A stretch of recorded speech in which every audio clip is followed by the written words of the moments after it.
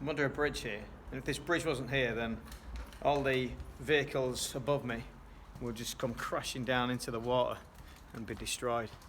This bridge is creating a way over the canal. And do you know what? God sent a bridge for you to bridge man and God. And his name is Jesus.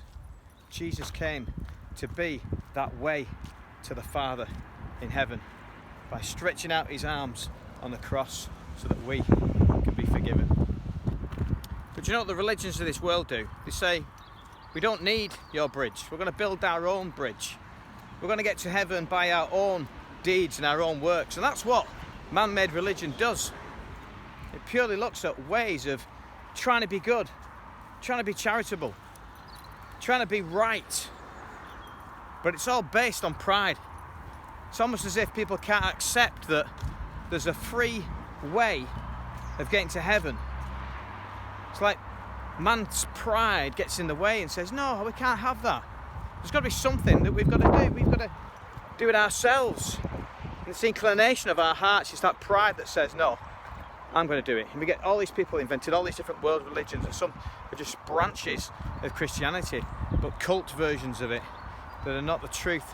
And it's all a way of putting our things first and saying, I'm going to do it my way. You know, Frank Sinatra famously sung that, didn't he?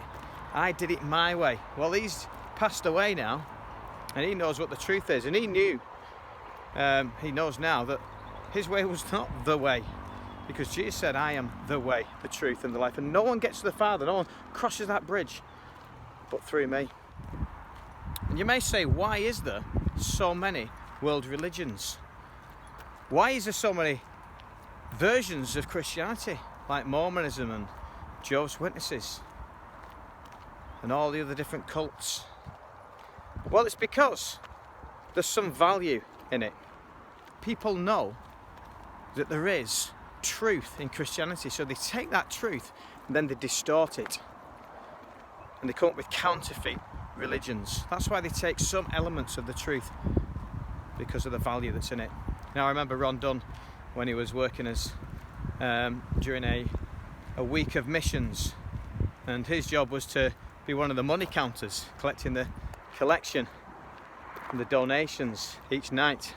And as they're counting all the $1 bills, you know, Ron just got to asking and saying, I wonder how many of these $1 bills are counterfeit? And his friend at the side of me said, none.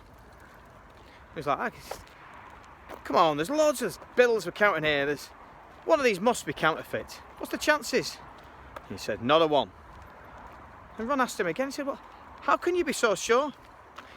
And his friend just stopped counting, looked at Ron in the eye and said, because nobody would counterfeit a $1 bill. You know, and it's true. The biggest compliment you can pay the $20 bill is that it is the most counterfeited note, because there's value in it. There's no point counterfeiting a $1 bill, but with a $20 bill there is value in it.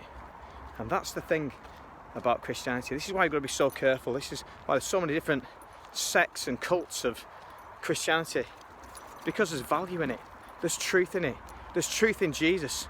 So people distort that truth and then twist it and make it into something that's a man-made religion that's based on works. Oh, sell so many Watchtower magazines, you'll get into heaven. Knock on so many doors and you'll get into heaven. But it's not about what we can do. It's completely all about what Christ has done. He is our salvation. We rest on him and everything that he has done. And that is the way to heaven. We can't get there by our own works.